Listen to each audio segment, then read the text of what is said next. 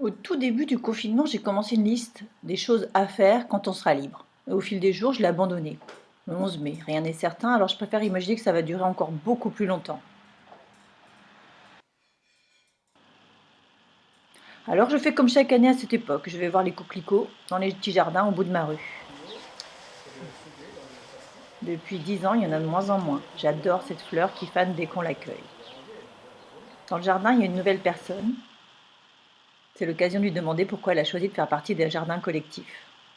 Pour faire un espace un peu convivial et culturel dans le quartier associé au thème des jardins. Sur le thème de son histoire, avec l'histoire des chemins de fer, ici c'était dans son niveau ferré. C'était la voie de chemin de fer des Sables d'Olonne. D'accord. Voilà. Donc il y avait ce côté faire mémoire de ce passé industriel. Alors, collectif, partagé, convivial. Bon, on a une terminologie qui est un petit peu variable. C'était une zone qui appartenait à la ville et puis bon, qui avait été aménagée par des jardiniers, mais qui n'avaient pas de bac, enfin, c'était un petit peu du jardinage sauvage, quoi.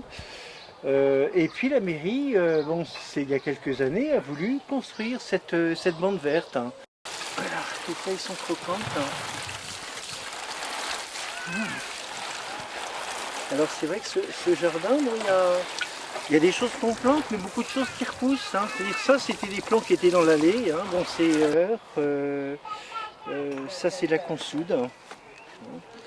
Bon, on est un peu tous des apprentis. Bon, on fait un petit peu rire certainement les jardiniers chevronnés là, pour leur passerelle qui est très poussée. Bon, nous, on est un peu voilà, on expérimente, on est un peu des apprentis. Mais vous voyez, ces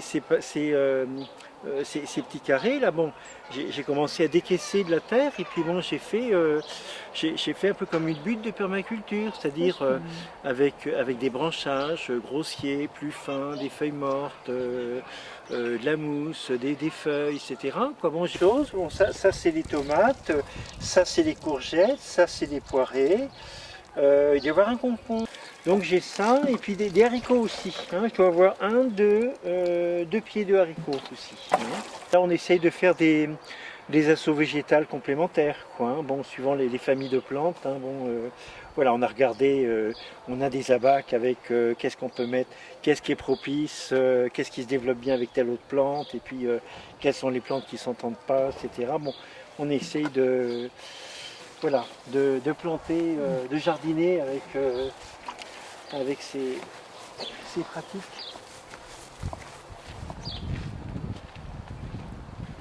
J'ai trouvé qu'est-ce que la ville a demandé qu'il n'y ait pas de pesticides ou pas de cochonneries. Je pense qu'il y a des recommandations. Maintenant, est-ce que c'est appliqué en réalité quand on voit la taille des poireaux, quelquefois on se dit bon, c'est pas venu tout seul.